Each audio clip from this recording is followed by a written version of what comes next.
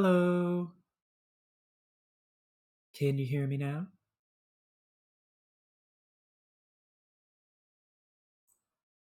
Well then, welcome to the stream. Thank you for coming. Yeah, I made sure that I messed with my audio settings before I turned it on. So hopefully um there's a decent sound gate and I've tested it. Yep. Unless I click my mouse a bunch of times in a row, there's it won't pick it up. So the occasional mouse click. Also, I forgot, but I can navigate with the arrow keys. Oh my, yes. Well, before. Hello! Before any wanton violence can proceed, we first need to learn our manners. Jelly manners for a jelly stream.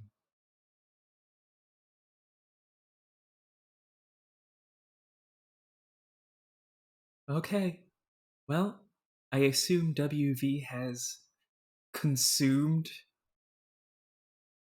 the book of of proper etiquette, digested it. I also have my elixir known as tea with me, and I will keep my absurd vestigial fourth digit cantilevered while I drink it. Everyone is polite. Ooh, it's still brewing. I need to take my tea bag out.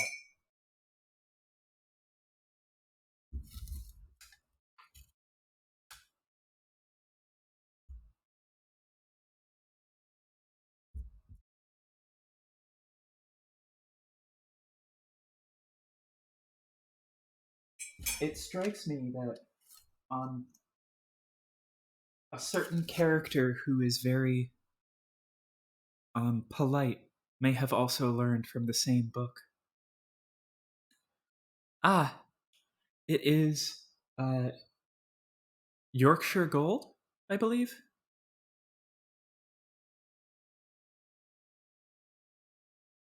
It's a very good tea. It's extremely strong. I spilled one drop of it one time and it instantly stained my counter. That's what you want from your tea.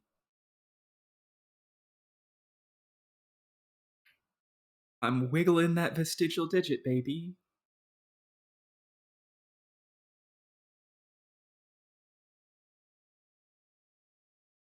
Ah, lewd. Yeah.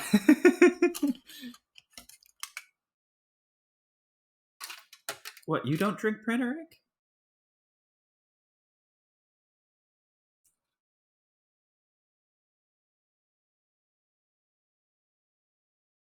That's why I thought I had two printer cartridges. One for printing, one for drinking.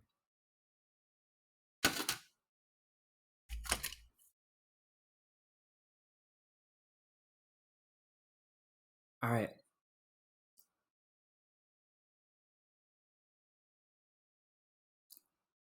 Spur Beta Z301 Appendix 3.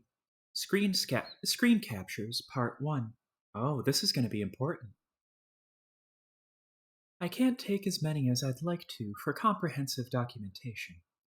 For what it's worth, here's what I've managed to collect so far. More captures forthcoming. 413 Sprite. Co-player John assesses environment after transition to medium. Followed by Sprite, sans kernel, prototyped once pre-hatch. Completely useless in this form. Severed from suburban grid, house remains mysteriously powered. Convenience presumably facilitated by game, which perhaps deems navigating a powerless house to be a handicap less in keeping with the spirit of game's practical statement of challenge. A principal statement of challenge. Internet connection remains stable as well. will likely remain stable until the internet itself is compromised by some external threat. Something like, oh, let's say hackers. Kill monsters, get grist, build on the house. That's the game. Didn't know what the point of this was at the time. Floundering trial and error on exhibit. Unsuccessful attempt at Tier 2 prototyping. Knowing what I know now, I might have avoided using a back-breaking vademecum for practical jokesters rife with antiquated lexicon and racist aphorisms. Either that, or I might have tried harder to succeed. Final screen capture before I lost my internet signal for a time. I don't know what happened thereafter, but when I returned, the car was nowhere to be found, and the driveway plateau was in a state of disrepair. The mysteries. Will they ever cease? Sprite prototyped once more with grandmother's remains. She treats John to some helpful exposition in a friendly and maternal, grandmaternal, manner. Co-player has displayed inexplicably capricious behavior since arrival. Stress-related? Contracted virus indigenous to realm? It should be noted that he was kind of a weird guy anyway. Designix deployed. Still no clue what this does. At the mercy of co-players' foolish prioritization tendencies. Grist payload from slain foe. Whether I deal the damage or co-player does, yield is the same. Though I have a significant advantage in battle, taking measures into my own hands deprives John of hand-to-hand combat experience, which ostensibly will become more critical later. Building. The point.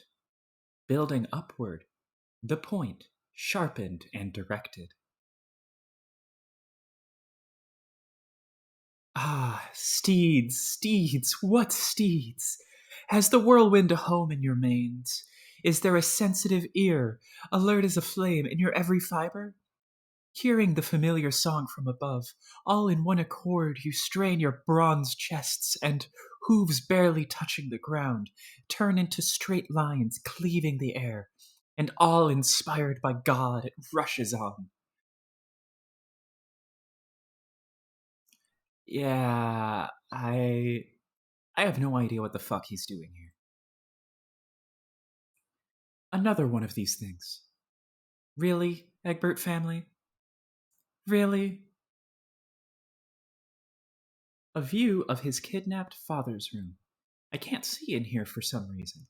Perhaps this is because John himself has never entered the room? It is possible that I can see only, in a sense, what John can see or has seen already. I have not found the time to discuss this with him yet. If he enters the room, the question may answer itself. Rose, construct loft above John's room.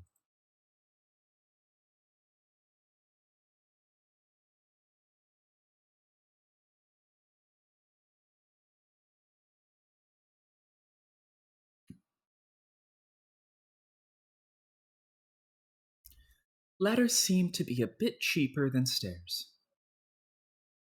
Fellow John, it appears we have reached an impasse. Ah,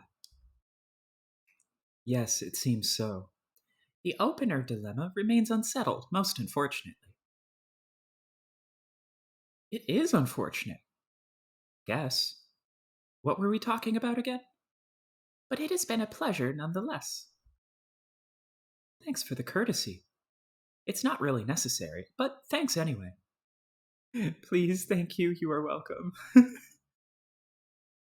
Oh, but thank you. Okay. Thank you so very, very much, dear favorable small primate.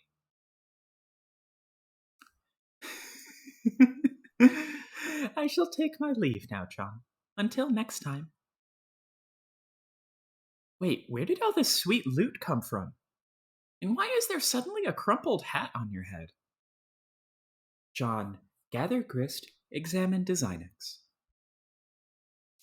Feeling especially economical with your behavior suddenly, you scoop up all the grist in the room and turn your attention to the punch Designix all in one fell swoop. The device features a countertop station design with a keyboard setup, not unlike an old-fashioned computer. There is a blinking red light and a diagram etched onto a panel.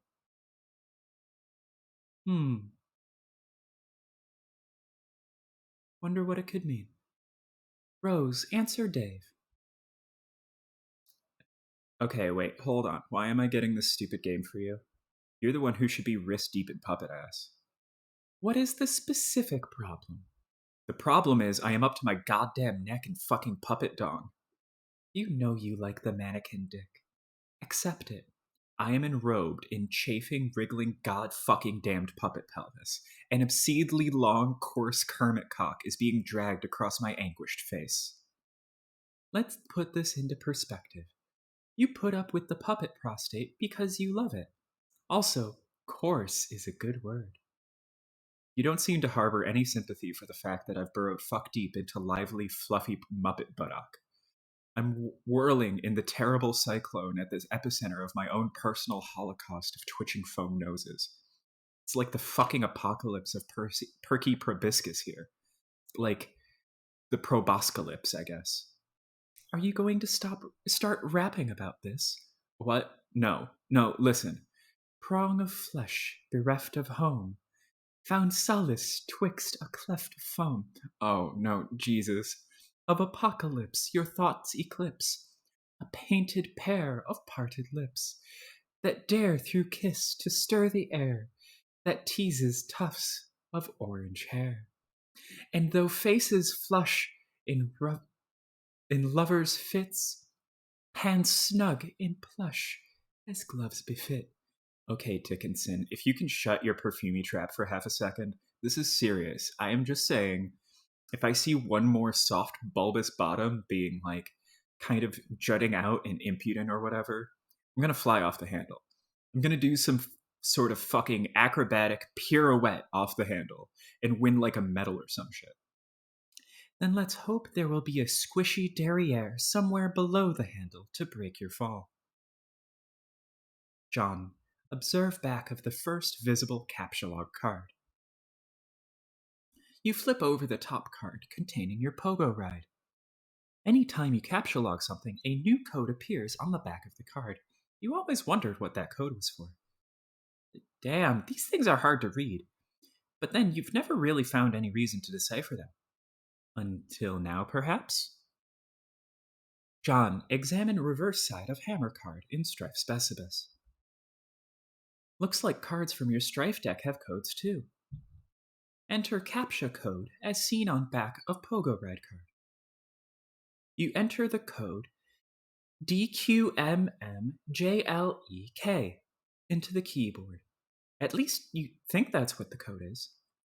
The red light switches off. A green light begins blinking. Insert card.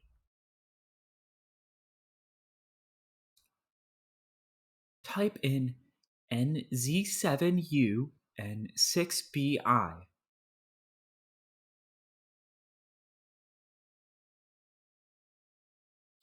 In the interest of due diligence, you enter the other code and repeat the process with that card too.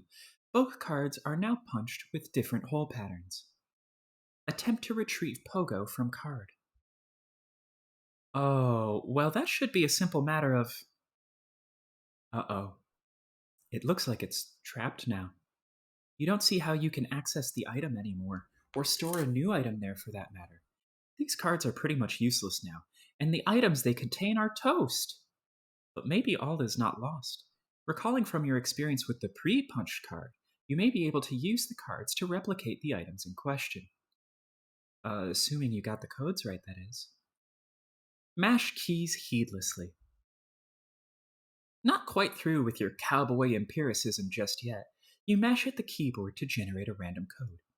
You enter DSKJHSDK. The Designix stops you after 8 characters, which appears to be the maximum length for a code. The green light goes on, signaling its readiness for a card. You figure you might as well burn the shaving cream since the product is not exactly at a premium in your household. You also figure you might as well merge the 2 cans onto one card. You're a little sad that your dad isn't around for this. You have a feeling he would get a real kick out of the idea of duplicating more shaving cream.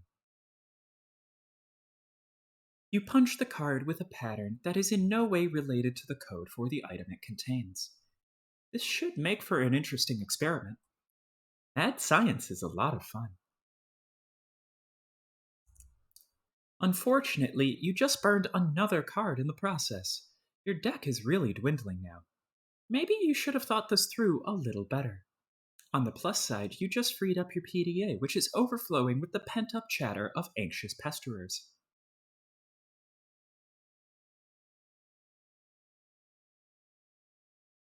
Hmm.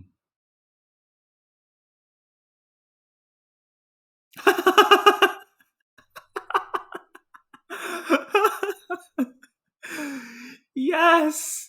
The bathtub strikes again! Answer your chums. Puppets, awesome. It's really all there is to say on the matter.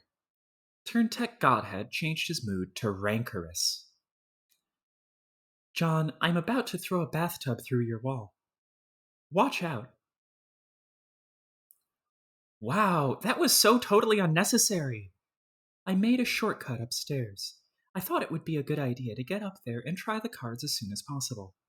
Also, you weren't being terribly responsive. You mean these stairs?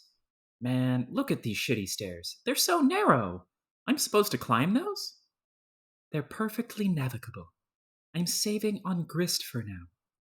If you keep slaying foes, collecting grist, and expanding the cash limit, we may not need to be so economical with our resources in the future. So, why didn't you just build a way up through that hole into my dad's room? Have you ever been in there? No. Exactly. Huh?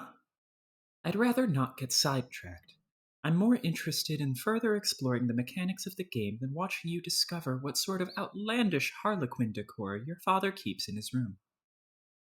Oh, come on, what's the big deal? I'll just climb up and go right through. Will you? Yeah, why not? Are you saying you've never wondered what's in there? Or why it's been kept a secret from you? Well, I mean, yeah. Then trust me, you won't be going right on through. Wait, are you saying there's something like troubling in there? I don't know. What do you mean? What do you see in there? I can't see in there. Oh, but I don't have a very good feeling about it. Whatever. I think I can handle a few more stupid clown paintings. Rose, move punch cards to John's room. Drag some Cruxite dowels up to John's room. John, collect grist, examine safe. You swoop up the bountiful supply of grist generated by your co-player's recent exploits. From now on, it will probably go without saying that you'll nab any grist lying around without making a big fuss over it. You check out the busted safe, which has made a noble sacrifice in battle. Some of your father's odds and ends have spilled out, including some old newspaper clippings and two rather hefty tomes. It's a fair bet that these books comprised at least half the weight of the safe. John, examine Family Tome of Humor. It's another copy of Colonel Sassacre's daunting text of magical frivolity and practical japery. This one looks really old. Perhaps an original printing. Could it be the same one involved with your grandmother's unfortunate accident on that fateful day? Dad would never speak a word about it, but maybe Nana wouldn't be so tight-lipped? You give it a cursory perusal. It appears to be similar to your reprinting, listing all the japes and chicanery you have come to know and love. You capture log it, thinking you may give it a closer look later. Examine contents of safe. The Fatherly Gent's Shaving Almanac. You take a look at the other book. You're sure Dad thought this was a scintillating read, but it looks pretty boring to you. Maybe you'll crack into it someday when you're old enough to shave. Everything in this safe was obviously very important to your father. You wonder why he kept it locked away from you. Some things about him you will never understand. The common hornographer. Space rocks knock local burbs block off. Populace oblivious to broader significance of events, assuming there is any, which there definitely isn't. Shortly after 4 a.m. today, a downpour of meteors in a residential neighborhood became yet another instance in a pattern of recent rocky cosmological phenomena. The incident, aside from property damage and loss of life, was downplayed by authorities as not all that big a deal. Did you know there's a meteor shower going on right now? Fun fact. Crocker facility leveled. Meteors! Foreboding in the least. It's not foreboding in the least. It seems that he has been collecting scraps from the news over the years. These articles go back decades, but the last one arrived on Monday, April 13th. 19 something. John, look at the piece of paper taped to the wall. Son, if you are reading this, it means you are now strong enough to lift the safe. You are now a man. As such, you are entitled to what's inside. I know you will take this responsibility seriously. I am so proud of you. Turn the card over. 24913. You guess this is the combination to the safe. This is completely useless. Examine back of captcha log card on floor. You guess these are all zeros? Or are there any capital zeros? Zeros would probably... are they capital O's? Zeros would probably make more sense for an empty card, you think. Captcha log the card. Enter code on back of card into DesignX.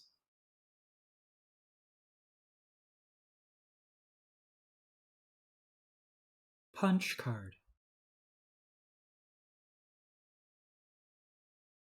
Wait, John, before you punch that... Oh. I was about to say, if you first took note of the code, then removed the card from the card, you could have punched the blank one. You would have burned only one instead of two. Oh, yeah, you're right. Damn it! Throw hat down in disgust. Captcha log, punch captcha log card. Sweet catch! What? Take PDA. The 2-card Sylladex. Inventory of dumbasses. Level up! From champ fry to pesky urchin. Gel viscosity plus 15. Cash limit plus 40. Man grip plus 5. Boon dollars from 540 to 740. Colonel Sassacre. Level up for slaying the imp. The Colonel soars to new heights on his echelon, reaching the rung, one-man julep vacuum, and pockets 9,550 boon dollars. Chump change for the genteel aristocratic Southern Colonel. Bathtub. Level up for slaying the imp. The bathtub surges heroically and surpasses the rung Archimedes' aqua cradle. Proceeding directly to the vaunted rung, Taft Jammer. The tub makes off with a cool 490 boon dollars. The tub's basin capacity remains unaffected. Safe. Level up for slaying the imp. The safe was slain in battle. A great flaming nautical pyre carries it off to Valhalla. Make your way up those stairs post-haste. You're not sure. They look pretty precarious to you. But you've been assured the stairs are perfectly navigable. Lad scramble! Lousy goddamn stupid stairs.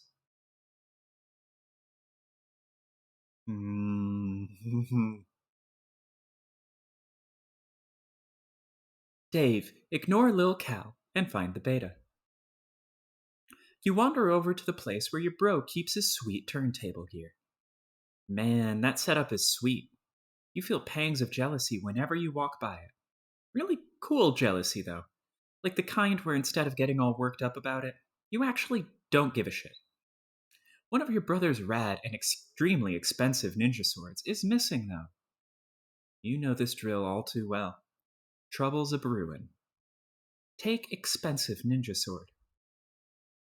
What sword? Exit your bro's room. You approach the exit. There's something on the door you haven't seen before. Oh god. Oh god, oh god, oh god, oh god, oh god. Looks like one of your bro's ironic comics he left for you to check out. What have I done?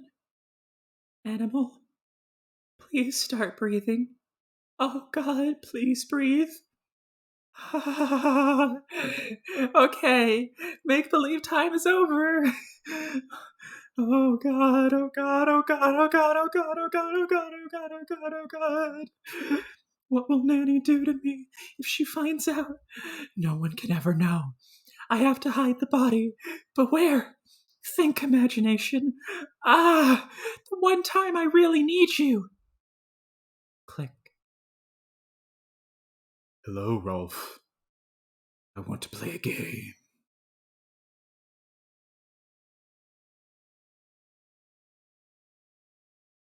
I want to play a game.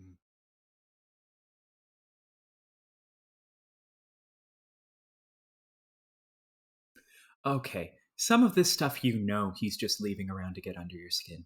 This is obviously another ploy in his relentless siege of one-upsmanship to get your goat. The same goat you've been meaning to bleat like ironically, but that will still have to wait for a more appropriate time. You think he knows that deep down you feel like you're still not ironic enough to get stuff like this, and this will probably be some weird gauntlet he's throwing down. Or this is probably some weird gauntlet he's throwing down to see if you will get it. But honestly, you don't think this material is. But honestly, you think this material is just a little too ironic. You just don't need to see this shit right now. Go into the kitchen. No sign of bro in here either. Well, aside from the absurd quantity of awesome, dangerous stuff he leaves lying around. Transfer katana to Strife Specibus. With an escalating sense of threat, you think it's time you shift 9, your katana 9, to your Specibus. You figure it's better to free up the card anyway, since you might need to grab some of this stuff. Set blender to mix. You guess bro stuck some fake blood capsules in that puppet? Pretty gross.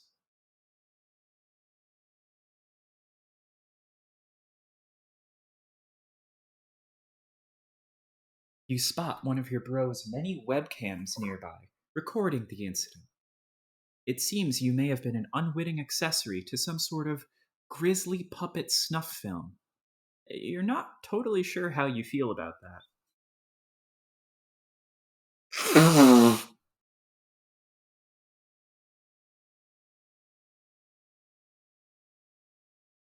Capture log Buster Sword from behind microwave. This might be the only thing in the whole apartment that's a bigger piece of shit than your own sword. You put it back behind the microwave where it belongs.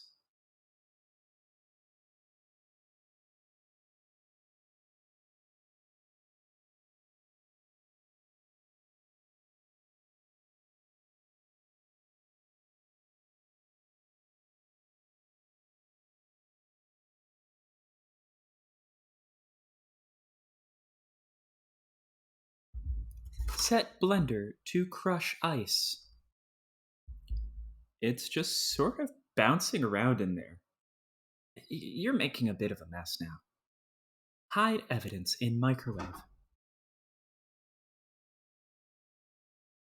See, like, his hobbies are cool and all, and you guess he's gotta put this shit somewhere. What if you just wanted to heat up a burrito or something? This kitchen is pretty much useless. Grab those fireworks. You capture log all the fireworks 2 1 2 1 2 1 2 2 2 equals 15 remainder 10 equals 5 the sink has to offer. You just know these are going to come in handy. Why would they be in the sink if they weren't? Looks like one of them is still stuck in the garbage disposal. Capsulog shurikens. You grab the shurikens and. Hey! Careful where you're putting stuff, especially if you're going to turn your Silodex into a powder keg full of sharp things. You put the box of fireworks, 3, back into card 5 and prepare to start. Oh, or card 3, apparently. That settles that, you guess. Take nunchaku. You take the nunchaku, 3, once again grabbing without thinking ahead. First, you capsulog the box 5 again. Do dodge, while adeptly avoiding the shuriken trap, which you set yourself only moments ago. You again round up all the fireworks. Time to regroup here. Capsulog each shuriken individually. You grab each shuriken one at a time, knocking out those nunchaku. But no worries, you've got a plan. Capsulog nunchucks. You take the nunchucks, 6. Everything seems to be in order now. It would have been badass to go with the authentic Japanese names for each weapon, but sometimes you just gotta compromise with this modus. Examine fetch modus. You flip over your fetch modus and check out the back. You're not really sure where it is you're keeping this thing. Oh well, who cares? Press eject button. Oh, hell no. Not after all that trouble you went through to get that stuff situated. This is potentially a very dangerous button. Change to Scrabble points hash modus. First, you program your modus with a Scrabble points hash modus, adding it to the list. A equals 1, B equals 3, C equals 3, D equals 2, E equals 1, F equals 4, G equals 2, H equals 4, I equals 1, J equals 8, K equals 5, L equals 1, M equals 3, N equals 1, O equals 1, P equals 3, Q equals 10, R equals 1, S equals 1, T equals 1, U equals 1, V equals 4, W equals 4, X equals 8, Y equals 4, Z equals 10. This might be a cool function to use, but it looks like you'll have to empty your Silodex to select it. You're just not going to do that yet. No way. Check the box Detect Collisions. Okay. Take the skateboard. Just what is this guy so happy about? What's he looking at up there? If you see one more soft bulbous bottom being like kind of jutting out and impudent or whatever, you're going to fly off the handle. What is he looking at? Nose. Descend. Beautiful. You take the skateboard, 6. Actually, no, you don't. A collision has been detected. You take the wheeled ride, 7. Man, your inventory's nomenclature is getting lamer by the minute. Capsulog the unplugged power cord. You take the power cord. Wait, no, not gonna work. Think of a new word for power cord. You take the battery pack. Damn it. You take the battery pack using the Y as a consonant. Your Silodex reluctantly accepts. It's a tactic notoriously employed by hashmap noobs, but you just don't care about that now. Besides, it's not like your bro's around to see.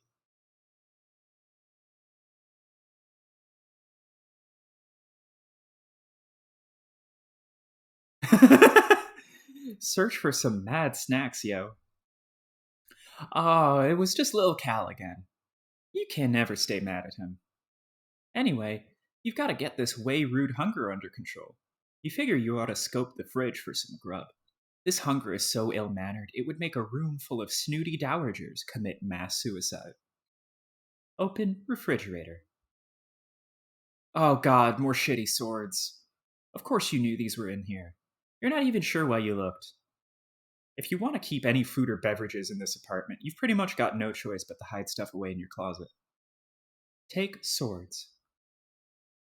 To hell with it. You try to take the entire jumble of unbelievably shitty swords and brace yourself for. Oh, it looks like that works actually, too. You capsulog the jumble of unbelievably shitty swords. Use ice maker. It's still hot around here. You dispense several cherry bombs. Wait, who's that looking at you in the reflection?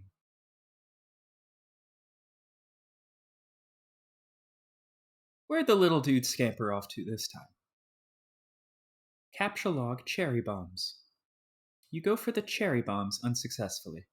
After mulling it over a bit, you take the red spherical salutes. 1.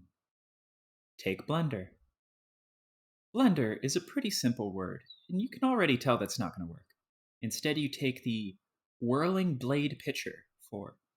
It's really a much better name for it anyway, you think. Activate garbage disposal.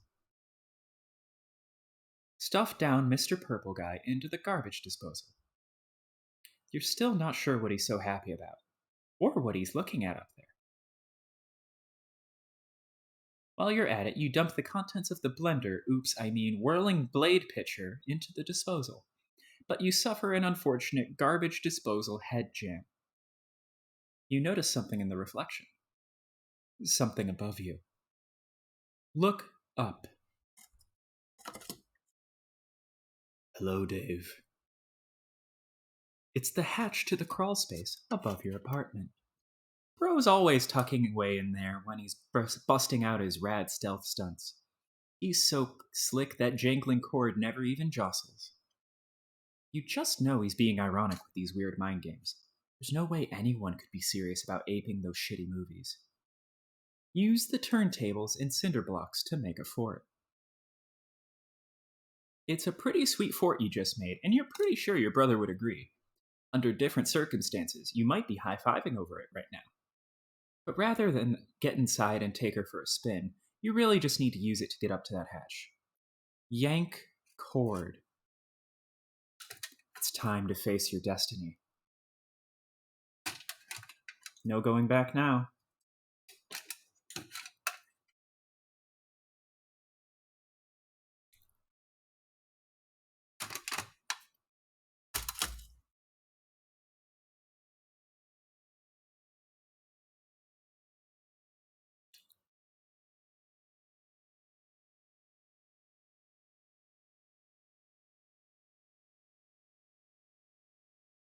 Long, coarse, green Kermit cock.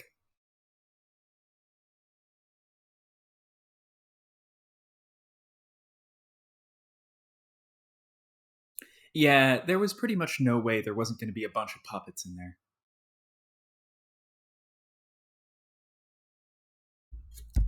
Okay, wait. Hold on. Why am I getting this stupid game for you? You're the one who should be wrist deep in puppet ass. What is the specific problem? The problem is I am up to my goddamn neck in fucking puppet dong. You know you like the mannequin dick. Accept it. I am enrobed in chafing, wriggling goddamn puppet pelvis. I am enrobed in chafing, wriggling god-fucking-damned puppet pelvis. An obscenely long, coarse Kermit cock is being dragged across my anguished face. Let's put this into perspective. You put up with the puppet prostate because you love it. Also, coarse is a good word. You don't seem to harbor any sympathy for the fact that I've burrowed fuck deep into lively, fluffy muppet buttock. I'm whirling in the terrible cyclone at the epicenter of my own personal holocaust of twitching foam noses. It's like the fucking apocalypse of proboscis here. Like the proboscalypse, I guess. Are you going to start rapping about this? What? No, listen. Prong of flesh, bereft of home, found solace twixt a cleft of foam. Oh, no, Jesus. Of apocalypse your thoughts eclipse, a painted pair of parted lips, that dare through kiss to stir the air, that teases tufts of orange hair. And though faces flush in lovers' fits, hands snug in plush as gloves befit. Okay, Dickinson, if you can shut your perfumey trap for half a second, this is serious. I am just saying, if I see one more soft, bulbous bottom being, kind of jutting out and impudent or whatever, I'm gonna fly off the handle. I'm gonna do some sort of acrobatic fucking pirouette off the handle and win like a medal or some shit. Then let's hope there will be a squishy derriere somewhere below the handle to break your fall. Read note on the hatch. Bro. Roof. Now. Bring Cal. We're doing it, man. We're making this happen. Dave burst out of the puppet pile like the one. Be the other guy. You are now the other guy. John, take dowels and sheets from bed and make a tent. This is so much fun. A huge waste of time, yes, but so much fun. Carve a totem of the punched pogo card. You put the punch card containing the pogo ride into the slot and carve a totem from one of the Cruxite dowels. Repeat process with other cards and dowels. You use the card containing the code for the hammer as well as the one with the random code you punched over the shaving cream card for the hell of it. You carve the respective totems for the cards. Do the same thing with the captcha-locked captcha-lock card. You make a totem up for a captcha-lock card. A pretty bare-bones looking totem, if you ask you. Brrr. I brought the cow. Rose, collect totems. You stow the totems in your Athenium. Produce captcha-lock card. The alchemeter requires 1 unit of any type of grist to produce 1 card. You decide to use shale since it seems generally less useful than the build grist as of now. You make a whole bunch of them. Whoa, did you just make all these? Yes. Sweet, thanks! What did you do with all those blue wobbly vase-looking things? I brought the totems out to the alchemeter to test them. I'm taking some things into my own hands to save some time. Okay. You create a hammer at the expense of 2 units of build grist. You make a pogo ride too. -5 build, 1 shale. You use the totem carved with a random code. You create a rocket pack with some random crap stuck inside it. Looks like a cinder block, a violin, and a flower pot. The items have rendered the device completely inoperable. You figure you might as well put this piece of junk to use. John, collect cards. By using a little strategy, you first grab the Harry Anderson's Wise Guy by Mike Cavaney, then the cards, then your ejected PDA, then the book again to flush the cards into your deck. Nice going! Turn on Detect Collisions. You flip over your fetch modi but find no such option. Ugh, this is idiotic. Read book. Be the wise guy. An introduction. Who's this wise guy? Blood loss in the Big Easy. New Orleans, 1977. A close-up room at the Magic Castle was this mean little box that tended to fill up with so much smoke you'd swear someone was cremating a wet dog in there. In walks Anderson. There isn't much that gets liquor to pause on its journey from my table to my lips, but I'll be the bastard love child of a listless... I'm not going to say that. If that kid wasn't the cat that swallowed the canary in a dapper little hat. It looks like he was testing the tensile strength of his suspenders to the damn near limit with a pair of cocky thumbs. I wasn't impressed, but I was a fool. Somehow, in my motion for another beverage, he'd already slipped into polite conversation at a table held down by some notoriously brisk regulars. He had them in no time flat. They were melting butter in his glass ramekins. Whatever tidy yarn he'd spun to win them over, I didn't catch a word of it. One of them laughed. I was angry. Envious? Maybe a little. Yeah, you bet I was.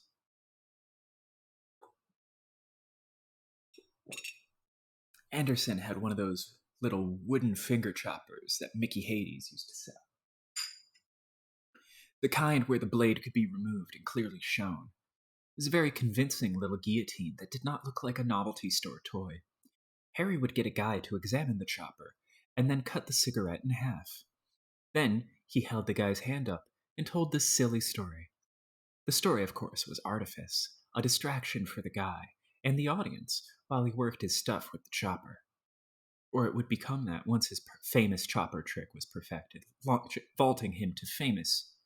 Ah, or it would become that once his famous chopper trick was perfected, vaulting him into fame, fortune, and the crowning position in the television judiciary. With what became his signature aplomb, Anderson was in moments a font of breast pocket gauze, profuse apology, and redoubling determination. It's really amazing how hard it is to find a bloody sausage-sized piece of a guy on the floor in a room that dark and smoky. Impossible, I think we all proved. Just as impossible as blind Willie Buttermilk Stubbs was going to find it to work his trumpet tomorrow night without his twiddling fingers. Harry and I never speak anymore. You never really understood what Cavani's relationship to Anderson was, or why he wrote this book about him. His ambivalent attitude toward your favorite magician in these anecdotes always struck you as a little weird. Anecdotes? Did I say anecdotes? Whatever. And to be honest, you tend not to read much of the text in the book. You honestly like to look at the diagrams for all the cool tricks.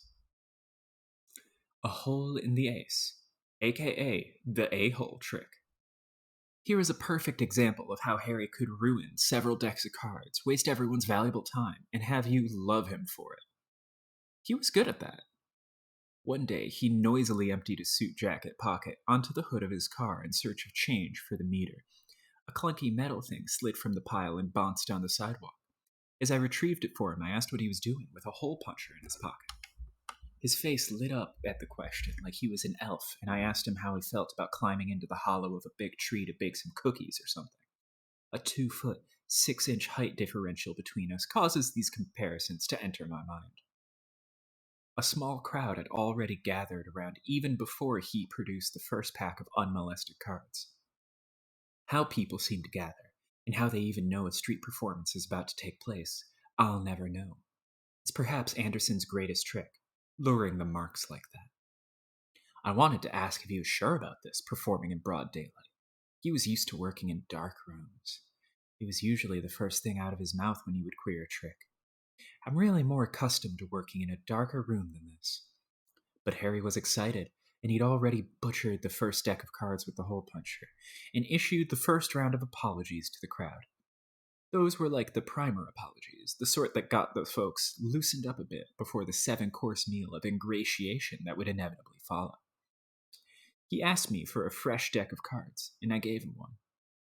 The principle behind the trick in theory, as he explained to me later, was to punch holes in what appeared to be one card, but was in fact 2 or more together, hence the difficulty he often had in squeezing the puncher with his little elfish hands. Jesus Christ.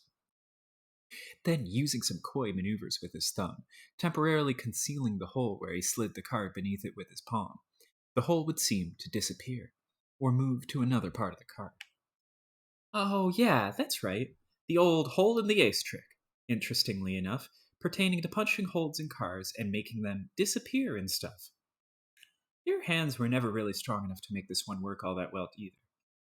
But actually, this gives you an idea. You overlap 2 of the punched cards. They mask each other's hole patterns. Put both cards in totem lathe. You carve another totem using the new combined hole pattern. Take it to the alchemeter. Oh man, it looks like Rose made 1,000,000 hammers for some reason. Get all this shit out of the way. You're about to make something sweet. The pogo hammer. You got the pogo hammer. Practice with new weapon. Boing, boing, boing, boing, boing, boing, boing, boing, boing. What did you do? I combined the cards in the lathe thingy and made this. It is so sweet. Man, look at me go. I see. That was a really good idea, John. Nice work. Thanks. I got the idea from Harry Anderson. Who? You know the show Night Court? No. Oh, well, bottom line is, he's awesome, That's really all there is to say on the matter. Attack the nearest imp to test Pogo Hammer strength. You get a vicious rhythmic bouncing combo going and easily slay the imp with one blow. You and the Pogo Ride are catapulted sky high in the process.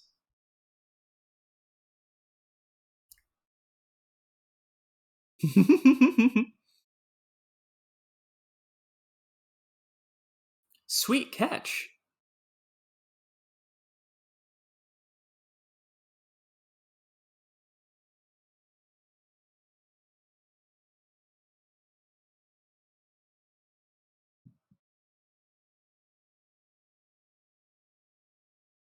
Pester John. Hey, that was a pretty nice uh sweet catch. Save. Oh, yeah, that. This is pretty comfy. Why don't you just carry the bed around with me on it? Up to the gate up there. I can't interact with you directly, or anything that you are touching, if it will result in moving you. See? Oh, lame. The game probably regards that as a kind of cheating, in a way, thieving you of your free will as an adventurer and the need to advance by your own skill and ingenuity. The server player is just a facilitator. Well, okay. All that scurrying around kind of wore me out. I think I'm gonna rest here for a bit. Rose, can you keep the imps at bay? Drop some stuff on them if they sneak too close. No, you should pick up your hammer and defend yourself. Come on. I have no idea what the hell Dave is up to, or if he's any closer to recovering the game. There's some stuff I'd like to try, in case he doesn't come through. Oh, alright. I'm just... gonna rest my eyes here a second, though. John, sleep.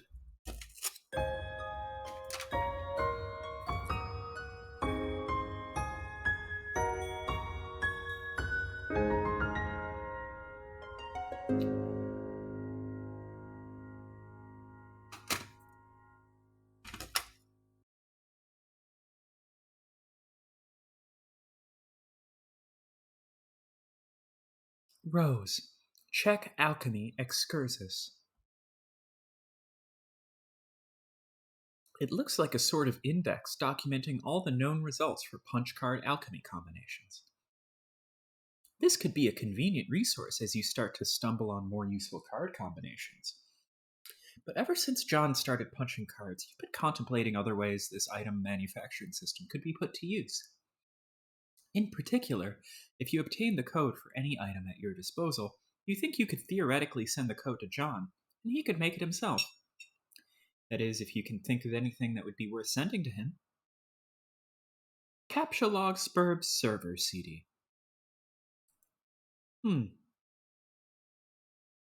You eject the disk and captcha log the server CD. Message John the captcha code.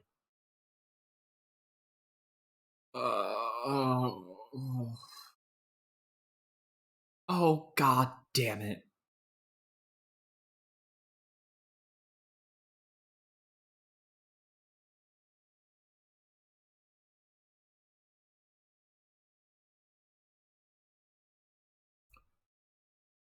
Facepalm times 2 combo.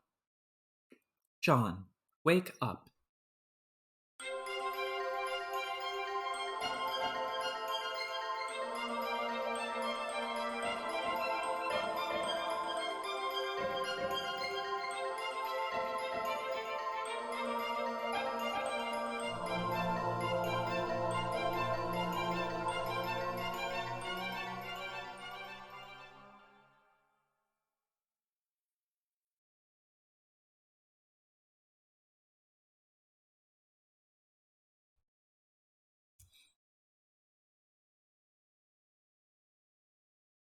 Hey! Whoa, there you are. Right, 5 more minutes. How is your adventure going, John? It's okay. I'm making some progress, and Rose finally connected me again. So, she is helping me now. That's good! Oh, but I don't think I'm actually saving the world here. I don't know what I'm really accomplishing, but I guess it's not that.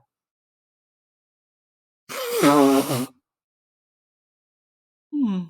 Well, I think whatever it is must be pretty important.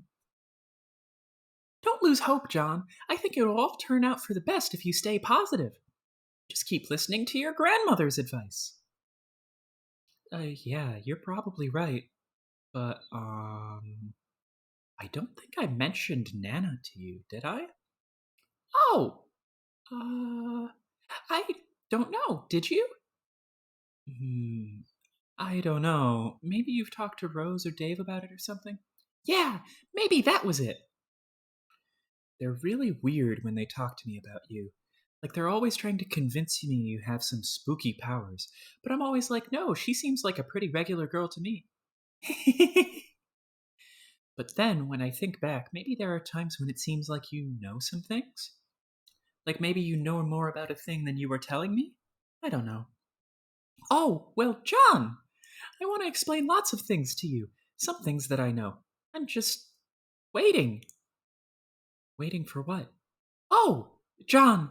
I forgot. I was messaging you about that meteor that fell near my house. Oh, yeah. Whatever happened with that? Oh, boy. Well, it turns out I was confused about it. Really confused. See, I guess I fell asleep for a while and lost track of time. That happens. Yeah, I know. Tell me about it. Maybe you should, like, wear an alarm clock or something. So, what was the deal with the meteor? Well, it's hard to explain, but I know what it is now, and I know everything's going to be okay. So, what is it? Or is this just another thing you're waiting to tell me? Oh gosh, John, I really want to tell you all this stuff. But I can't yet. I really think you need to wake up first. Huh? Well, okay, not literally. Well, okay, maybe kinda literally. Ah, stop being so confusing. Lol. Anyway, time for you to go, John. I think you have some company. Garden Gnostic ceased pestering ectobiologist at a time. John quickly grabbed the pogo hammer.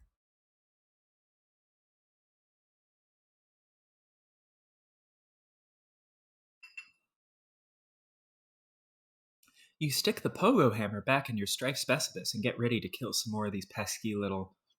Hmm? What's that?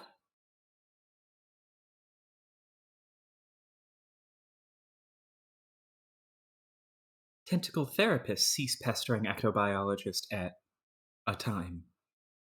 Rose, why aren't you dropping something on that thing?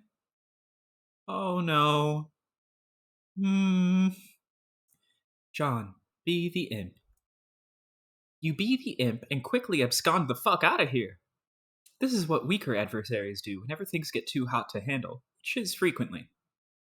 Prepare for a boss battle. You stop being the imp because that was stupid and scurry over to your magic chest that you suddenly remembered was on the roof. There are some things in here that would be good to stock up on for a major battle. But it looks like someone has plundered your chest. This is so outrageous.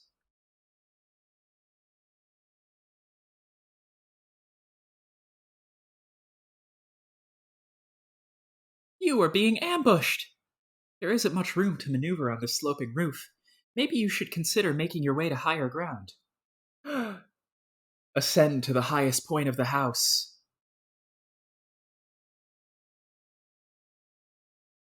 You go up here. Look down. You peek over the edge.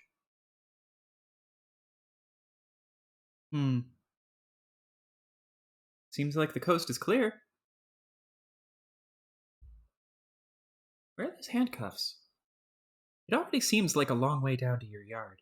Not even to speak of whatever's below. Hey, weren't your trick handcuffs dangling from that branch earlier? Damn it, why do imps gotta be making off with all your sweet gear? John, turn around.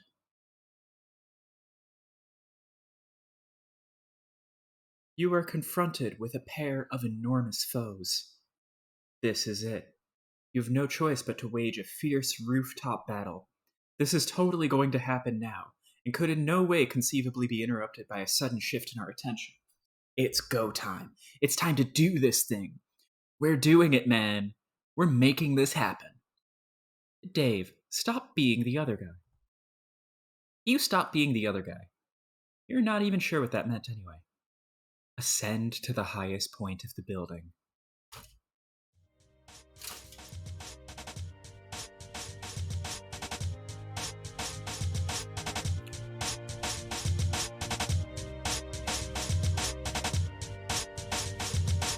Acrobatic fucking pirouette.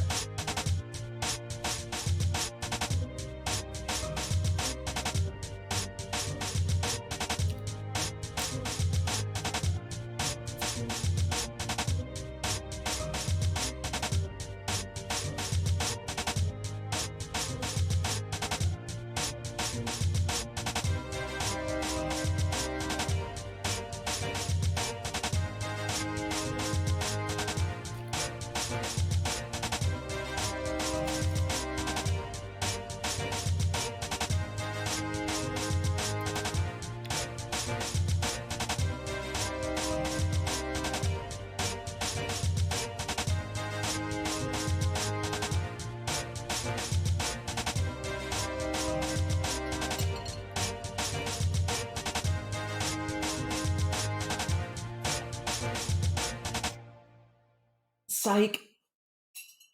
Ooh. Oh, wait. ×2 double psych out combo. You are now the wayward vagabond. Retreat. You got him already. Examine rotten pumpkin. What pumpkin? Check the little red bar. It appears to be a gauge for a large power cell, perhaps fueled by some kind of nuclear reaction. If this is the case, it is relatively low on fuel. But who knows how long it has been running here? You do not care about this sort of nonsense, and you will disregard it at once. You are very hungry. Capsulog can of gravy. Capsulog? You have no idea what that means. It is total nonsense, and you do not know what to make of it. You will not give the foolish notion a second thought. Pick up the can of gravy. Just pick it up. You just pick it up. You are now holding the can of gravy. Use sharp teeth to poke a hole in the lid of the can. Attempt to open. Oh. Your teeth are useless for the task. They are blunt like that.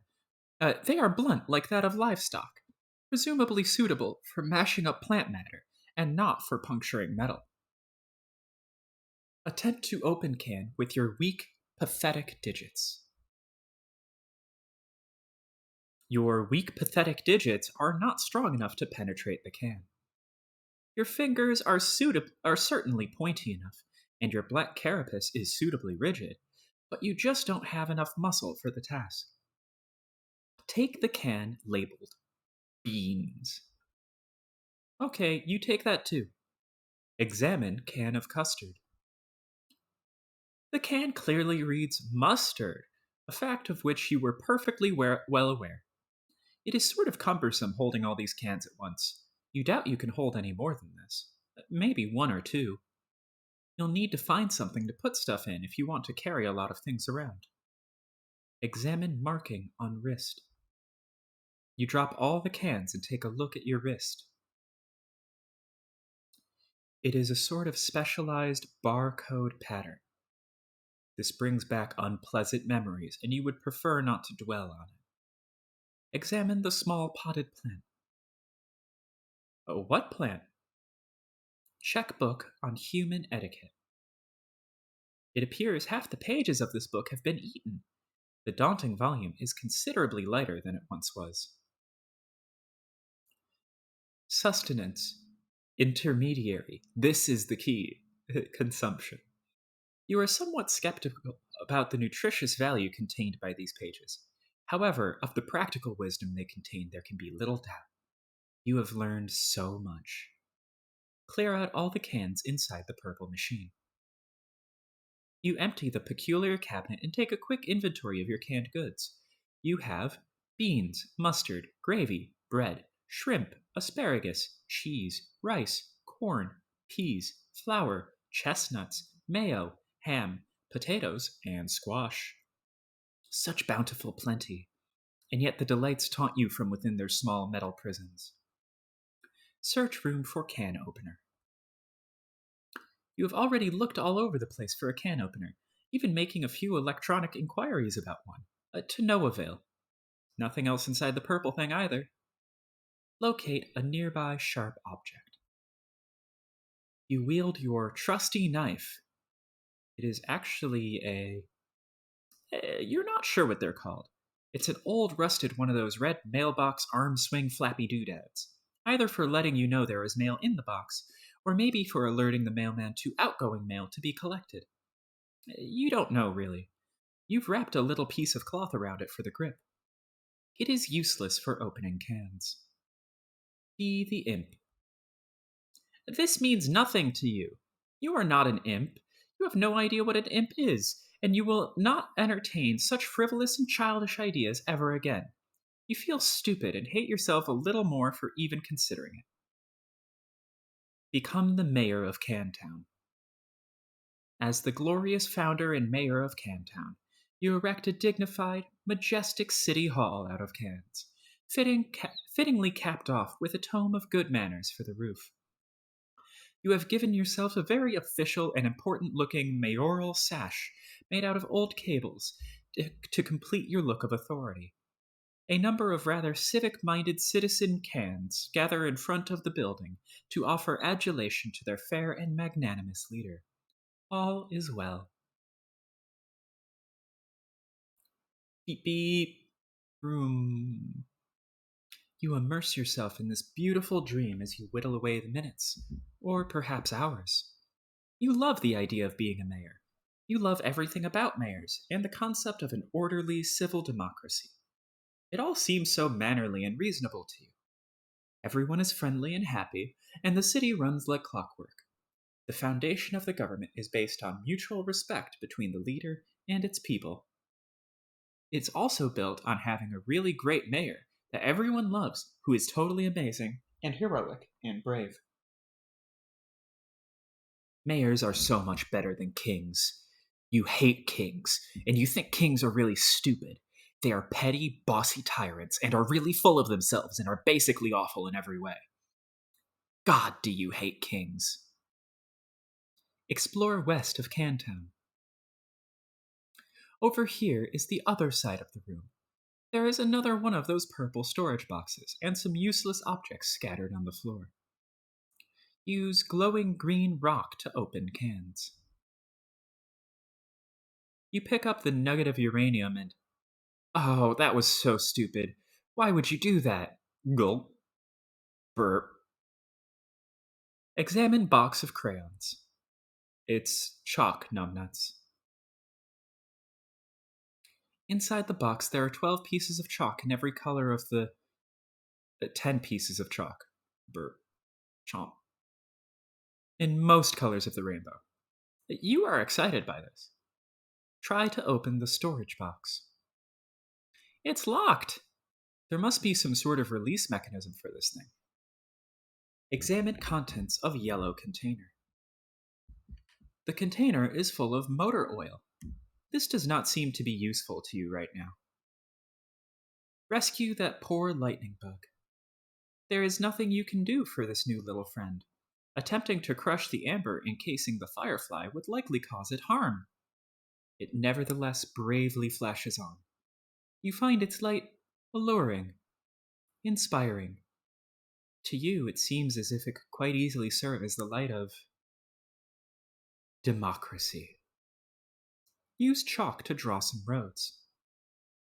You sketch a handsome network of sprawling thoroughfares for your citizens to traverse. The adoring population applauds its mayor's keen instincts for city planning. You even add some lush vegetation to your city with a piece of blue chalk, because you can't seem to find a more suitable color for some reason. Lay a chalk foundation for Cantown's civic growth.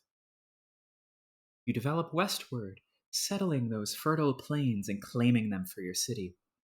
You section off a number of residential and commercial zones for civic growth, arranged in the only logical pattern that occurs to you. You color the residential zones with your piece of white chalk, but for some reason, none of the colors in the box strike you as suitable for the commercial zones. Perhaps there is an alternative. Use your own pee for the commercial zones. You cannot urinate because you have not had anything to drink in quite some time. You are very thirsty. Also, that is a really terrible idea, and you would not even consider befouling your wonderful city in that way for even a moment.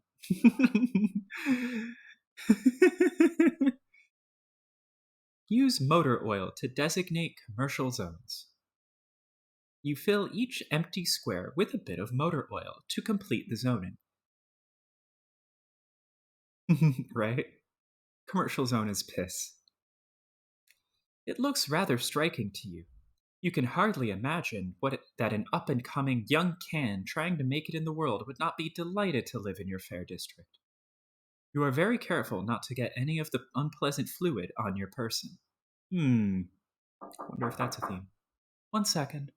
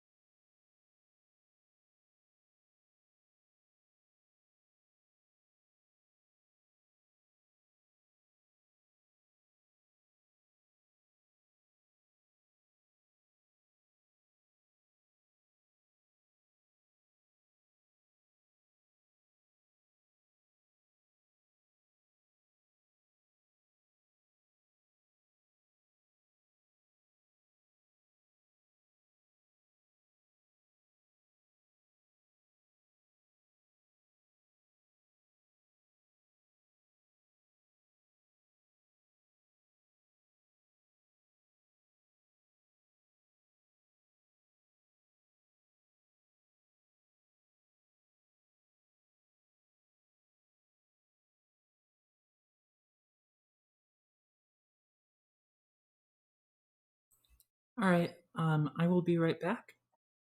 Just a short delay.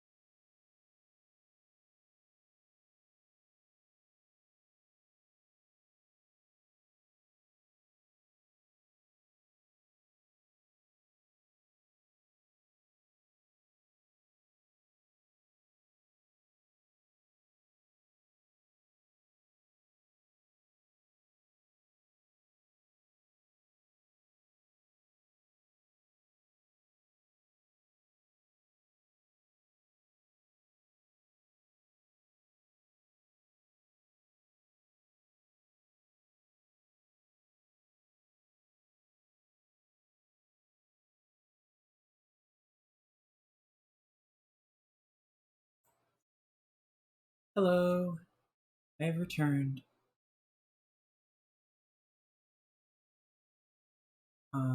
Yeah, I think I'll leave it in this one.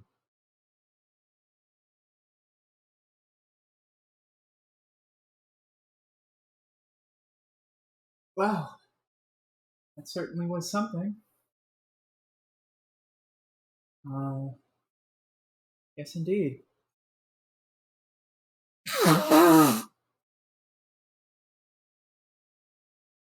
So, the whole place smells of vinegar and peppermint oil now. I found like an insane number of extra spider webs. Uh, I found them all over, like a decent number of my clothes, and just so many more than I ever wanted to find. It's amazing that an actual health inspector came in here and somehow found nothing. I do not understand how that happened. But regardless, the air is circulating. I've got all the vents going. Um,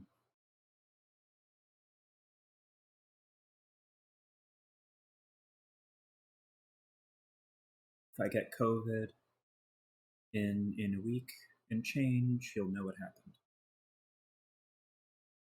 Uh, oh well. I will also be cleaning spider webs tomorrow when all of this dries. That is for fucking certain. I'm just gonna spend like a whole day cleaning fucking spider webs. Yes, thank you. Remember me. If how ironic would it be if like this place wasn't considered uninhabitable because of the spiders, but like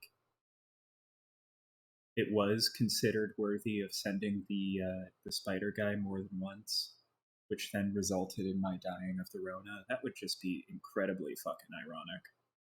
Oh, it's not uninhabitable. It's just that it's lethal. Fucking. I don't know where I left my phone. 1 second.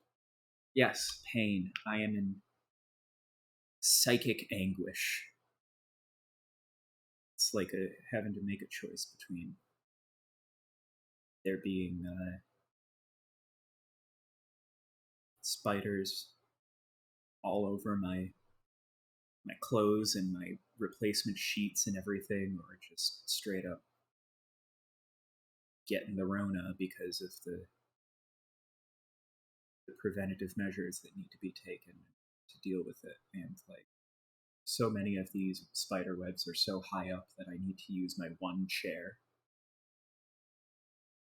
Yeah, one chair in order to reach them. So looking forward to that. I'm gonna go get my phone real quick, and then I'll start back up.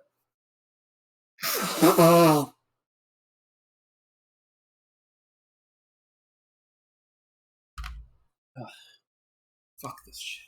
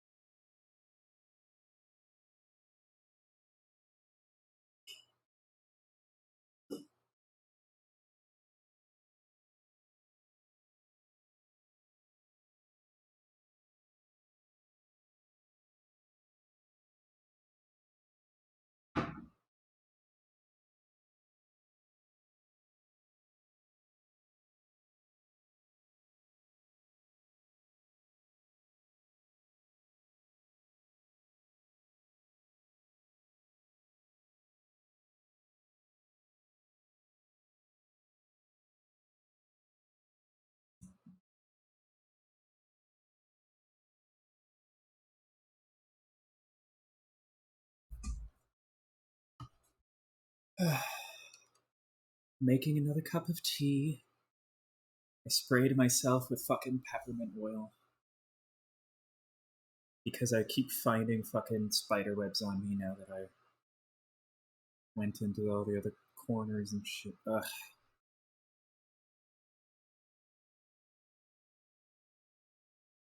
This better fucking work. Swear to God, I find one spider after this, I'm going to perform an acrobatic fucking pirouette off the handle. Well, speaking of which, let's get back to it. Peel label from can of mayo and affix to sash. Mayo. Survey surroundings in search of more terrain for the city. It seems you have run out of territory for your western expansion, but there is still a lot of empty wall space. Perhaps your citizens would be happier with a colorful backdrop that would make them feel more at home. During most of your imagination, Using most of your imagination and an entire piece of sky blue chalk, you render a bright and cheerful sky full of clouds. You have decided that very closely orbiting your city is a luminous planet, about which orbits a single moon.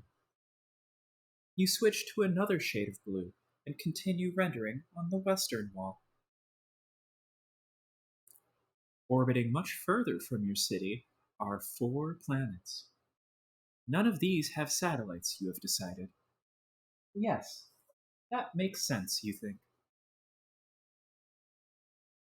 On the southern wall, beyond an impenetrable veil of darkness, occupying the furthest orbit yet, there is an ominous planet. A moon circles this one, too.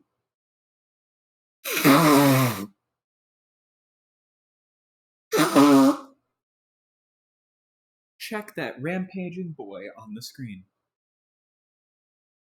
Oh, yeah, it's that guy. You had almost forgotten about him and his confusing shenanigans. It appears that he has things well in hand at the moment. He does not appear to need your help, and you have already concluded that he cannot help you, at least for the time being. Turn on the other 3 screens.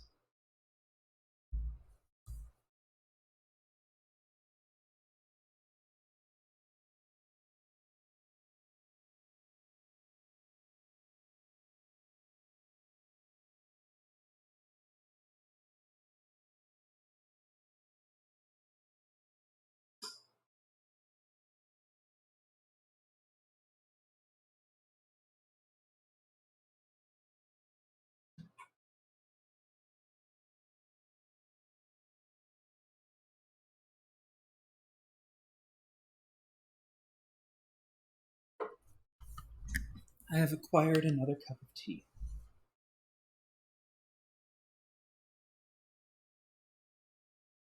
You have no idea how to turn these on. There is no mouse for this weird quadra-monitored computer. It can only be operated through text commands from its keyboard. Perhaps there is a special key or command which will allow you to switch to another monitor? Press Tab.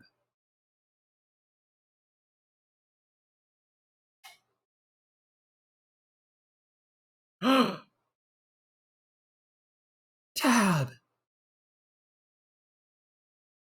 Consume several cans.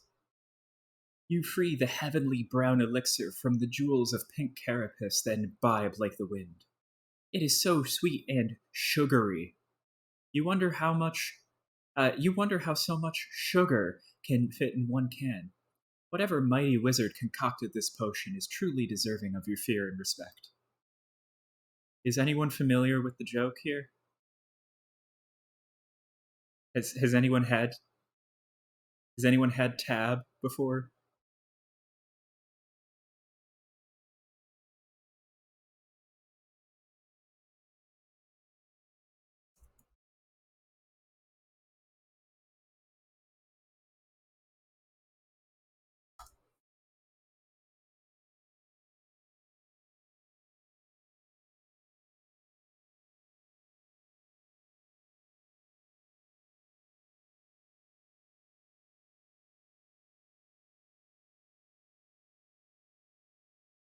I cannot find it. Oh well. Um, Tab is sugar-free.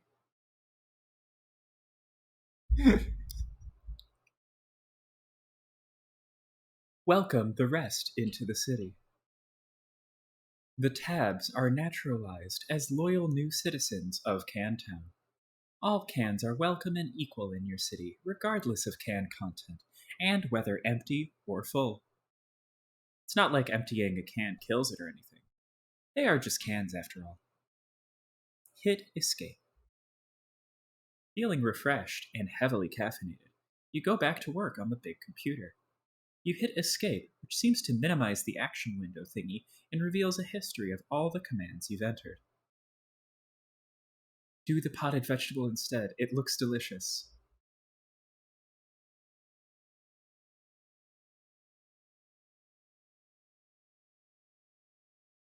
You use the arrow key to scroll up a bit. You can't believe how much you've already typed into this stupid contraption. What a waste of time.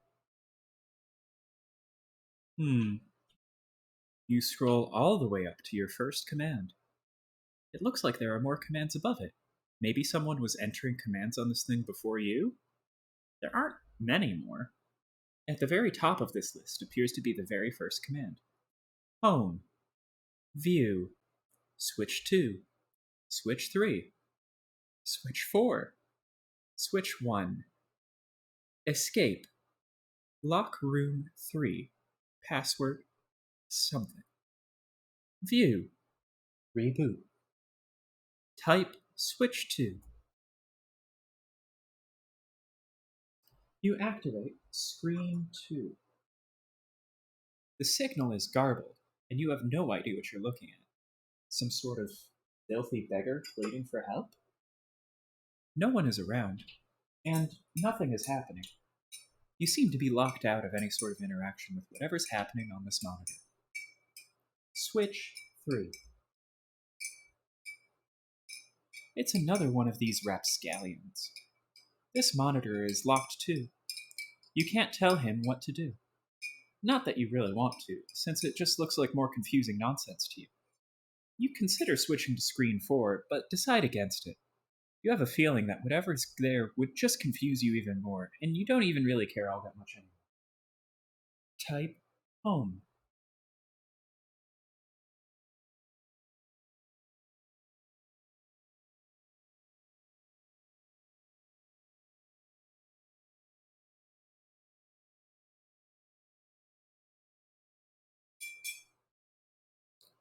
All 4 screens activate at an auspicious time. Together, they display a countdown, starting at 4 hours and 13 minutes. Type reboot. You can't. Nothing is working anymore. The timer seems to have disabled the keyboard. Be the mayor. Enough of this nonsense. You are an important mayor, and this absurd contraption has wasted enough of your time. You've got a city to govern with a carapaced fist, which is to say firm, yet polished, and supple as the situation demands. Anyway, this will help you kill some time while you wait for that clock to count down.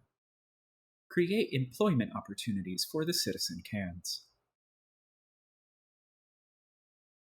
You temporarily dismantle City Hall to free up all the can power available to create a vigilant town militia. You divide them into 2 groups, marking them with distinct teams and ranks, using the piece of white chalk and the motor oil. You then organize them in a phalanx across the countryside, preparing for a stiff training regimen. When you are through with them, your forces will be a well-oiled machine. Chalk another one up to bold leadership. Lead your men to victory. This will be important later. I wish I was lying. But this will literally be important later.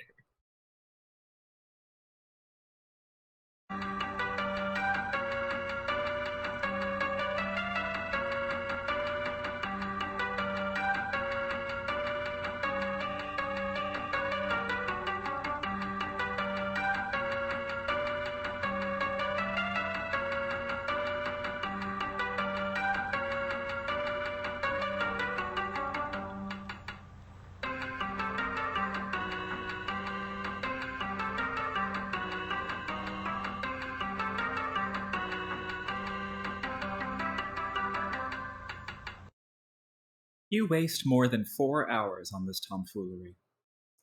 Mourn the loss of Citizen Tab. Your caffeinated jittering must have agitated all the little bubbles curiously hidden in the liquid, creating too much pressure in the can. You speculate this is why it exploded as you nervously eye the timer. You're starting to wonder what will happen when it reaches 0. Maybe it would be best not to be near it when this happens. Minutes in the future. Though perhaps not as few as implied by circumstance. A peregrine mendicant trundles precious cargo beneath the gleam of the celestially ominous.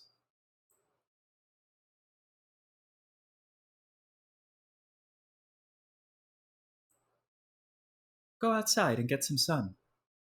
You say a bittersweet goodbye to your beloved city. It is time to move on to greener pastures, by which, of course, you mean an arid, sandy wasteland upon which nothing green has grown in years. The door shuts behind you. A panel on the door becomes illuminated. As you ponder over the marks on the panel, you hear another mechanical sound overhead. Clang. The LCD panel appears to have a touchscreen interface. Curiously prod the funny-looking spirograph. It appears the funny-looking spirograph room is locked. The floor rotates a full 360 degrees beneath you, while the surrounding wall seems to stay put. Select the triangly fractal. The triangly fractal room does not appear to be locked. The floor turns 120 degrees and the door opens. You go through the door to find another room. It's the same size as the other one you just wasted all that time in, while a clock was ticking down to something which may or may not be your doom. Maybe there is something in here that will help you escape. Against the wall there is another perplexing contraption.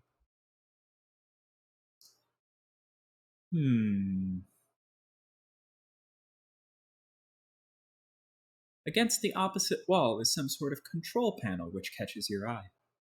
It has 2 large screens, but only one appears to be active. There are fields for numbers which appear to be modifiable with the dials to the right. Some numbers are already supplied by default, perhaps entered by the previous user.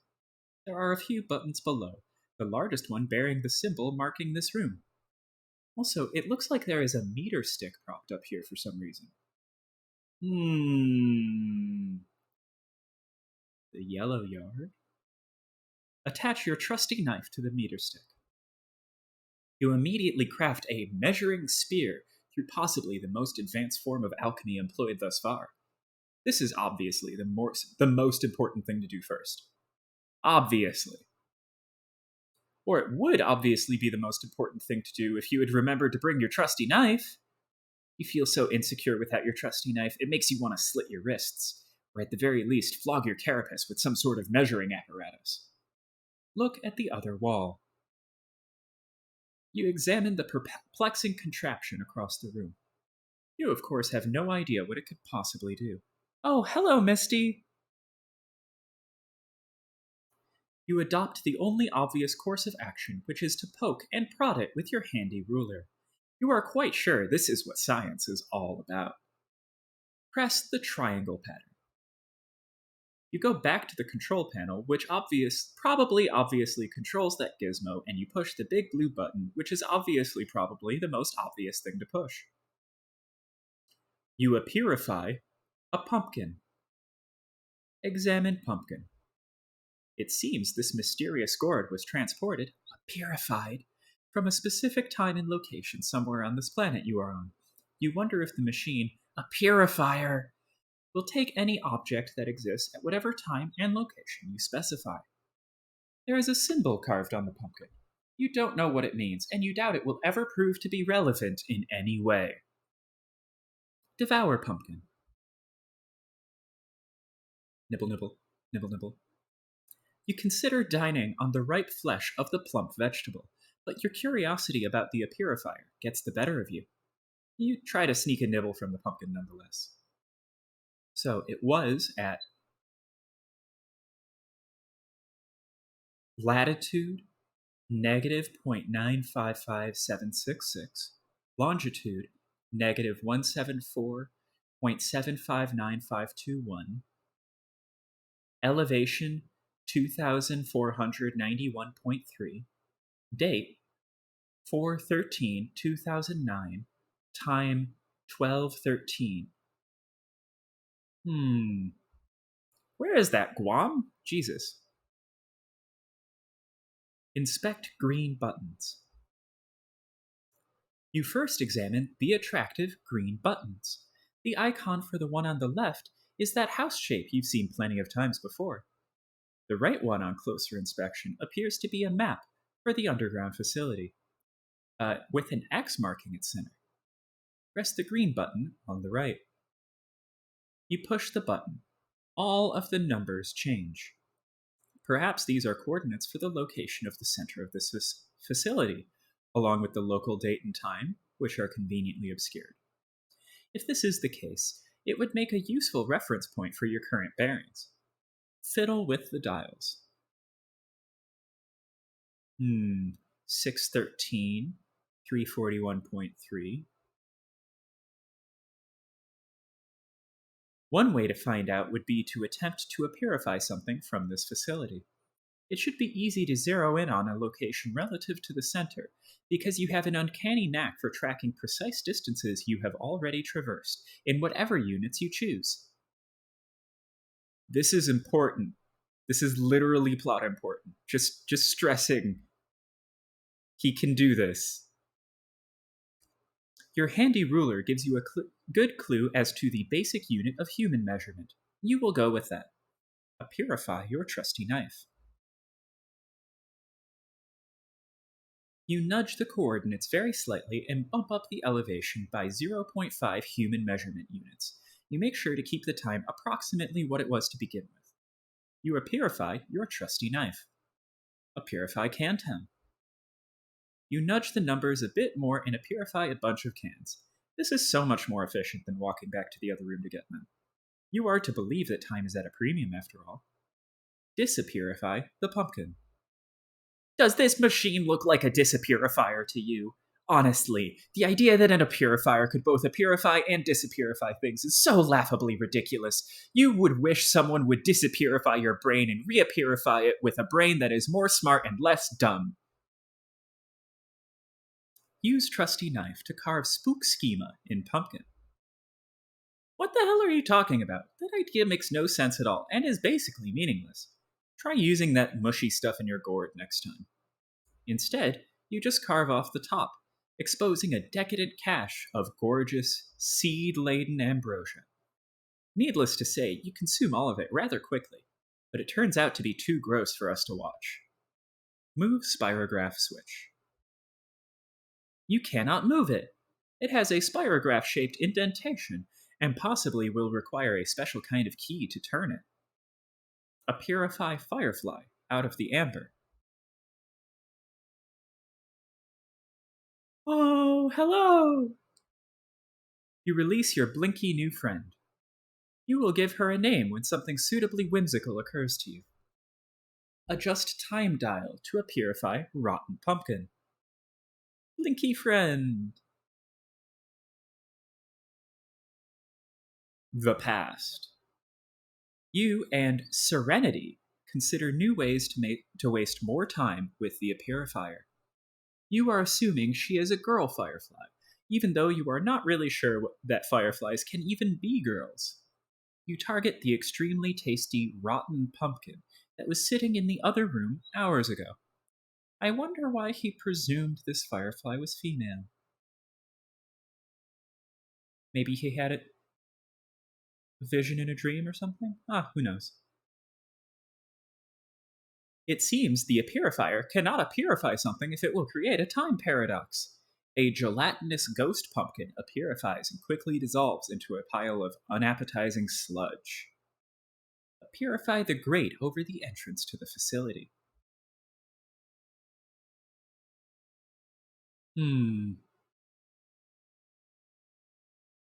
P. Is that. 1 second. I know I can translate this.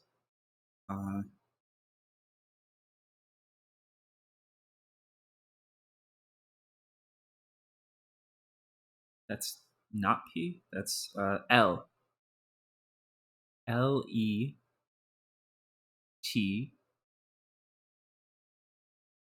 Let's go! Serenity blinks a message of urgency. You nearly forgot that while trapped in amber in the other room, and she was witness to all your tomfoolery and dilly-dallying. Oh, you nearly forgot that while trapped in amber, she was witness to all your tomfoolery and dilly-dallying in the other room, and knows the timer is about to expire. It is time to get the show on the road and escape. You reset the coordinates with the right green button again, and this time only adjust the elevation by approximately 10 human measurement units. Hasten to the exit. Post haste!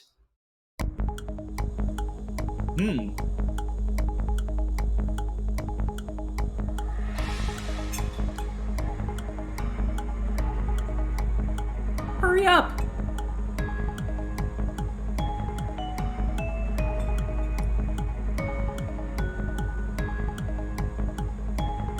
Is this really necessary? This is incredibly silly! Gonna make it!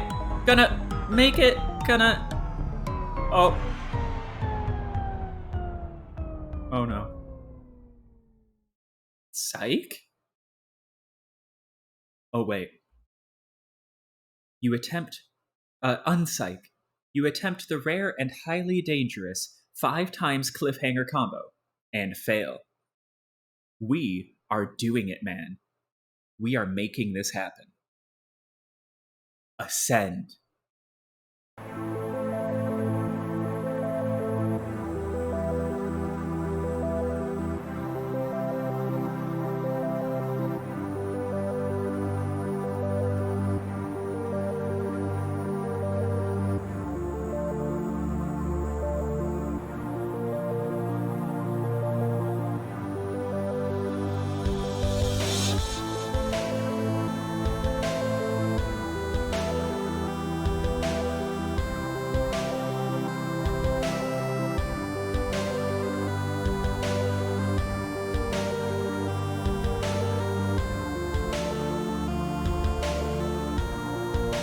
A continent westward, and years in the past, but not many.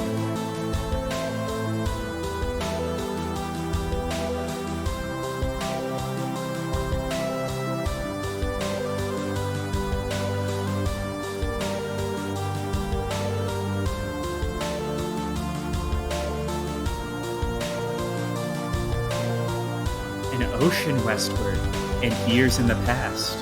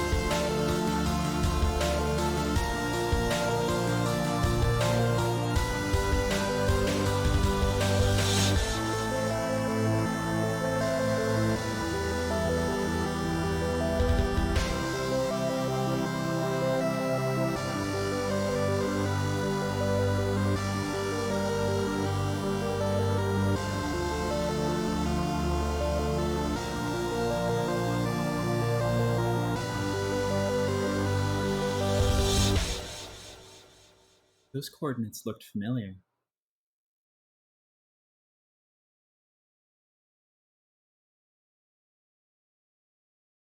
End of Act 2. Okay. That's where I'm going to call it for the day. Thank you for coming to the stream. Sorry for the delay. Oh, thank you so much for following, Dew on the Grass. Nice to meet you. Yeah, that flash is fire, isn't it? Oh, I when I first watched WV Ascend, I literally showed it to everyone, and no one knew what it was about, and I was just like ranting and raving about it because it was so fucking cool. Yeah, I'm having a lot of fun with this. I'm definitely going to be streaming more next week. I'll try to keep a regular schedule. I usually like to start between 11 and 12. Today I started around 12:30. I have 4 viewers and 13 followers right now. Yes! The Homestuck number. Yes! ah. Okay. Um I cannot imagine a more perfect stopping point for the day.